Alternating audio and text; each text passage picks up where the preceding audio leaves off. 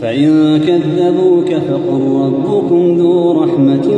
واسعة ولا يرد بأسه عن القوم المجرمين.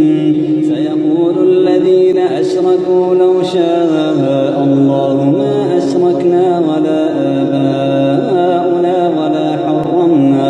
ولا حرمنا من شيء كذلك كذب الذين من قبلهم حتى ذاقوا بأسنا قل هل عندكم من علم فتخرجوه لنا إن تتبعون إلا الظن إن تتبعون